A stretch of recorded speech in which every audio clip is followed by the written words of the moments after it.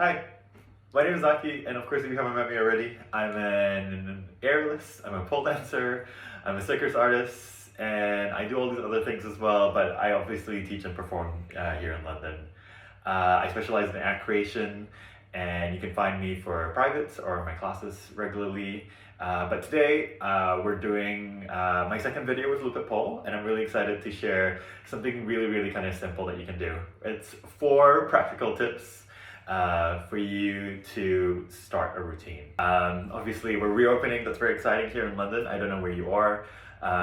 And hopefully maybe you're a first-time performer trying to find a new space, you have a showcase coming up, you're competing, or of course you're just trying to do a new routine as a seasoned performer. But hopefully I have some tips for you that you can learn. But before we start, I just want to thank LUPIT'S for this opportunity to have me, and to thank everyone that's showed their support for the first video. I'm glad you found my stories interesting and to help you on your way. So we're going to cut right to it. So it's kind of like things that you can do to kind of help you get started, so kind of like that spark. And the first one is all about picking a piece of clothing or an item of clothing to help you get started. So maybe your favorite vest or your favorite color vest. Obviously for me it's your favorite shoes. I just got these for my birthday from Michelle, thank you so much again.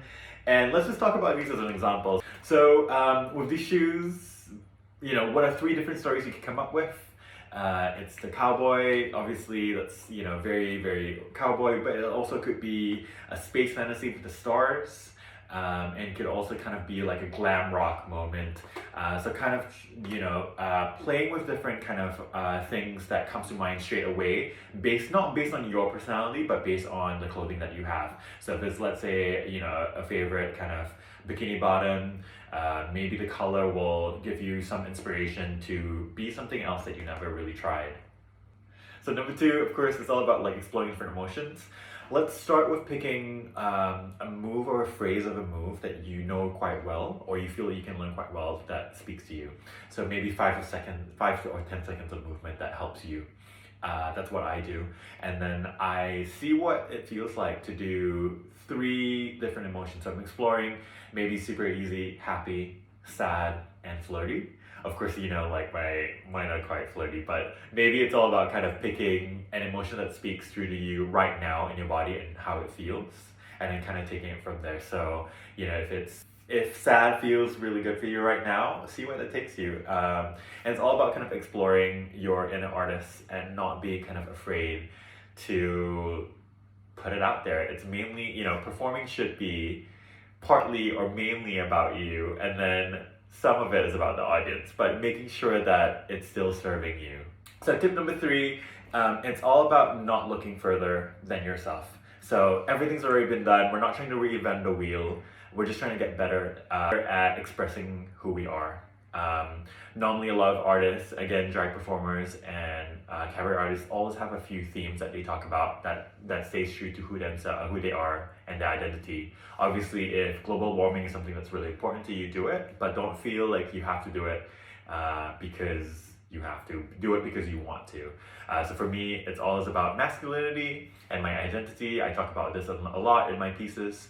But going back to that, look at either your most hated routine. Let's say you did a routine that you really hated, or your most favorite routine. I know they're quite extremes, but going back to that and look at stuff that makes you feel uncomfortable. So maybe the start wasn't that strong, or the middle, or the end, all of it, but pick a section that feels manageable for you and try to see how can I do that better. Again, try to limit it to 5 to 10 seconds.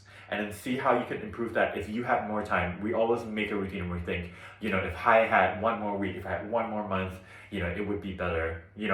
Let's take that exercise and do it now. So if you had more time to go back to your routine, I know it's really painful to go back to old stuff, but go back to that and see what would you change if you did it better.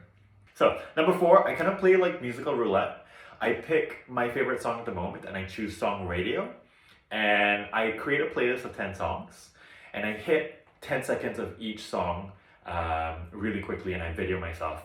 It doesn't have to be a fully fleshed idea, but it's more about getting myself to move and feel, what speaks to me. A song that you might have never thought about before may feel better when you actually put some movement to it, or it might speak to you more about a different idea.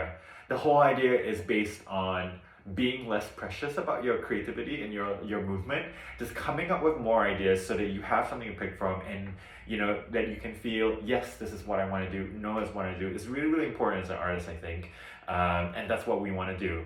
So to wrap it up, we have 4 quick tips for this video.